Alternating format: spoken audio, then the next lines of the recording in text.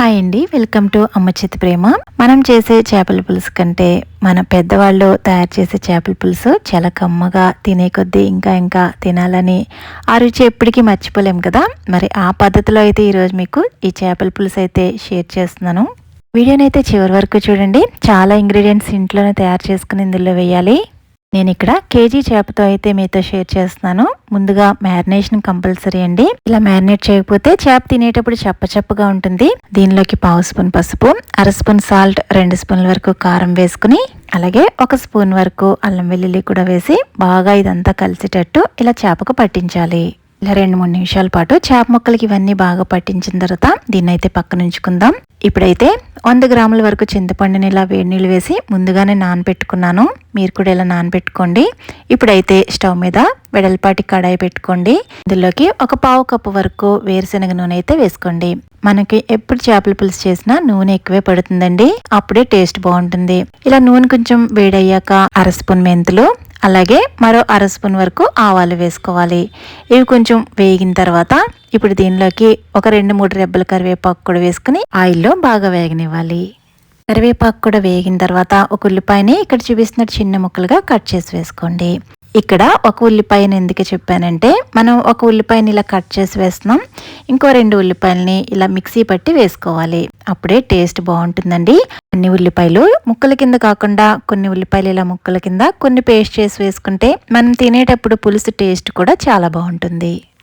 చూడండి, మనం వేసిన ఉల్లిపాయ ముక్కలు అలాగే ఉల్లిపాయ పేస్ట్ అన్నీ కూడా బాగా వేగిన తర్వాత ఫ్రెష్గా దంచుకున్న అల్లం వెల్లుల్లి పేస్ట్ 1 టేబుల్ స్పూన్ వరకు వేసుకోవాలి.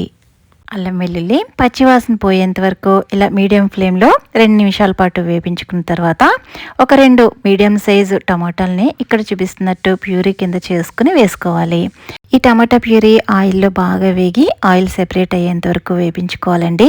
ఈలోపు మీకు మనం చేసే చేపల పులుసు మరింత టేస్టీగా ఉండటం కోసం ఇలా చిన్న కడాయిలోకి 3 టేబుల్ స్పూన్స్ వరకు ఆవాలు వేసుకుని లో ఫ్లేమ్లో ఇవి చిటపటమనేంత వరకు కూడా వేపించుకోవాలి.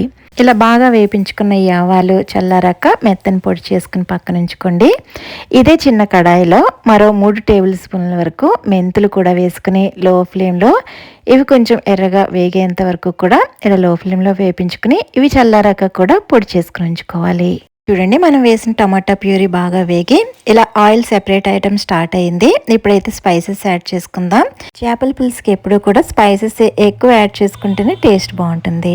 ఇక్కడ పావు స్పూన్ పసుపు, 2 స్పూన్ల వరకు సాల్ట్, అలాగే 3 స్పూన్ల వరకు కారం, 1.5 టేబుల్ స్పూన్ వరకు ధనియాల పొడి, 1 టీ స్పూన్ వరకు జీలకర్ర పొడి యాడ్ చేశాను.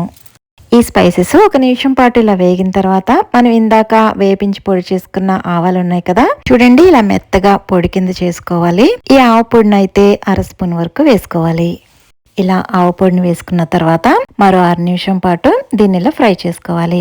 చూడండి, ఆయిల్ ఇలా సెపరేట్ అయిన తర్వాత మనం ముందుగా చింతపండు నానబెట్టి ఉంచుకున్నాం కదా, ఆ చింతపండు పులుసు అయితే ఇప్పుడు వేసుకోవాలి.